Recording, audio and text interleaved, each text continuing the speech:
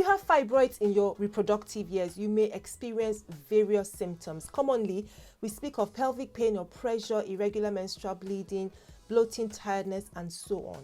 But an often ignored symptom is faced by women in the intimate aspect of their lives. And these challenges in their intimate life faced by women can vary from one person to the other.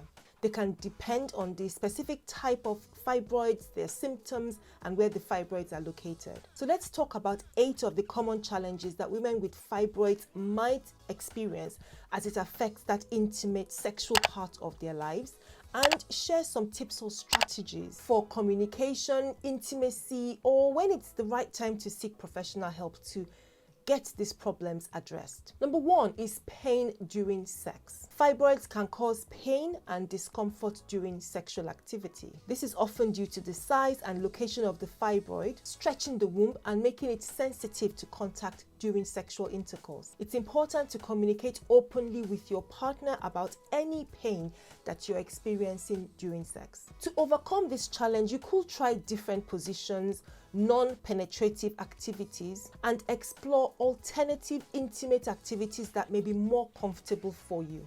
Asking for help from a gynecologist or a sexual therapist can help with managing the pain or exploring alternative sexual positions. Number 2, decreased libido or sex drive and sexual function. Some individuals with fibroids may experience a reduced sex drive. They just don't feel like having sex. Imbalanced sex hormones and side effects of the medicines used for fibroid treatment may cause this problem. But it could also arise because of chronic pelvic pain, emotional stress that's related to the condition, or tiredness from anemia, which many women get from fibroids. How is she supposed to feel in the mood with any of these issues?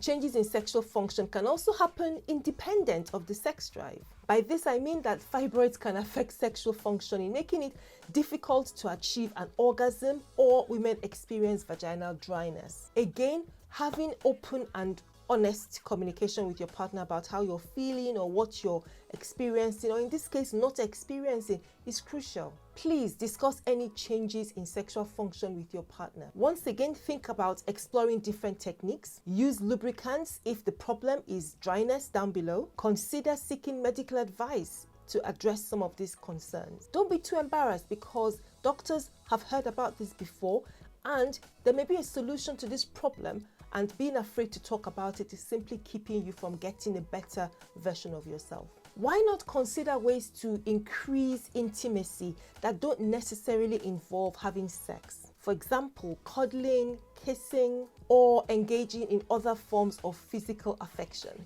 If the problem with the sex drive continues, then go ahead, discuss it with your doctor.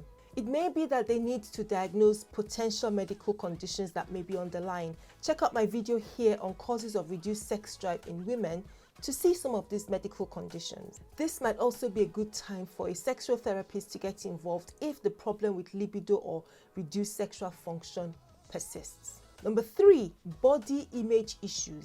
Fibroids can cause a change in the shape and the size of the abdomen, leading to various body image issues. Bloating, weight gain, a visibly enlarged tummy that is not as a result of pregnancy can lead to feelings of embarrassment, affect an individual's self-esteem, and lead to body image issues. Opening up about how you feel to your partner can help with their support and understanding of what you're going through. In this scenario, it's really important to focus on accepting yourself and emphasizing the parts of your body that you appreciate. Therapy and counseling can also be very beneficial in helping to address self-confidence and body image concerns.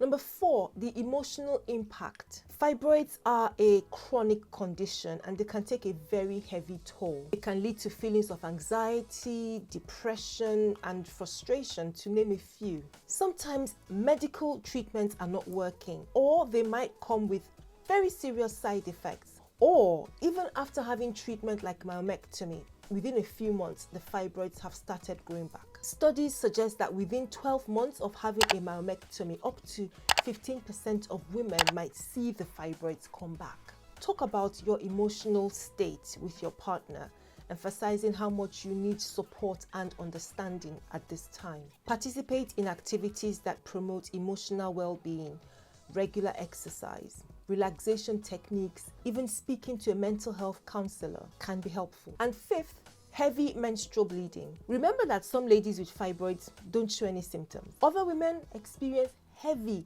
and irregular, painful menstrual bleeding. This alone can be disruptive to any idea of being intimate or feeling sexy. But rather than allowing this to cloud your relations, open up about your concerns to your partner and explore alternative times or ways that you can engage in sexual activity that minimizes the discomfort that comes with irregular or heavy menstrual periods. Of course, seeking medical advice from a specialist can help with solutions for managing heavy menstrual bleeding and improve your intimate life. And please check out this video here where I talk about different ways that we can manage heavy menstrual bleeding from fibroids. Number 6, urinary symptoms. Fibroids, of course, can sometimes cause urinary symptoms like going to the toilet frequently to pass urine or being unable to control your bladder, which is urinary incontinence. If this is a significant problem, please don't be shy to talk about it with your partner so that they understand the challenges you are having. It might be that exploring different positions or trying intimate activities that put less pressure on the bladder can help to reduce the discomfort or trouble that you're having during sex. Of course, consult a healthcare professional. You might need to see a urologist or a gynecologist to provide appropriate treatment options for these urinary symptoms. And number 7, there is fatigue or just having low energy. Fibroids can cause fatigue and low energy levels, which can affect any effort to be intimate or have a sex life. Make sure your partner knows about this potential complication. Let them know how fatigue feelings can be associated with heavy blood loss from fibroids. You're not just saying you're not in the mood. And so you can work together to find ways to adjust your intimate routine to accommodate your energy levels. And to help improve your energy levels, please focus on self-care. Make sure you're getting enough rest, enough sleep, proper healthy nutrition, and exercise if you can manage it. It's also good to let your doctor know about any extreme tiredness so you can have blood levels tested and any other causes can be identified to provide you with the right treatment. And finally, let's talk about communication challenges, because all along this video, I've encouraged you to open up, to speak to your partner, discuss your symptoms, concerns, and feelings.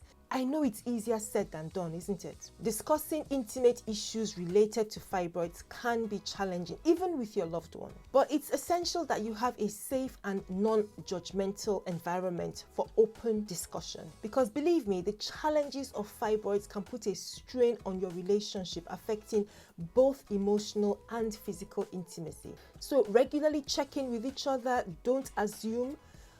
Let them understand, let them be part of consultations, let them be part of your symptoms and understand their implications. Encourage active listening and empathy. Look at how it's affecting them. See how they can support you. Please be open about your needs. Many people do not understand women's menstrual cycles or conditions like fibroids and their tremendous impact on a woman's everyday life. It's not out of place to seek the help of a qualified couples therapist or a sex therapist who can facilitate discussions and provide guidance on improving your communication and intimacy in your relationship. So you can use counseling or relationship therapy to work through any challenges and strengthen the bonds in your relationship. I don't want you to forget that every person's experience with fibroids is quite unique. So please tailor these tips I've talked about according to your own specific circumstance. I'm sure this video has explored different issues around sexuality and intimacy which women with fibroids can experience, and maybe that surprised you. Please send any questions around the subject or anything else related to fibroids to me using our email health information service. I'll put the links for you in the description box below. Give this video a like and subscribe to the channel. Don't forget you can be a channel member. Yes, memberships are now open. If you want to support the work that we do providing health education on this channel, as well as getting perks like suggesting new videos that we can do in the future, or just seeing how we get up to putting our videos together. Remember, if you have a need for any fibroid tools, guides, or trackers to help you monitor your symptoms, manage your symptoms, learn about different options, head over to our stores to get really good prices throughout Fibroids Awareness Month. The links for those will also be in the description box below. Thank you so much for watching. I'll see you again soon.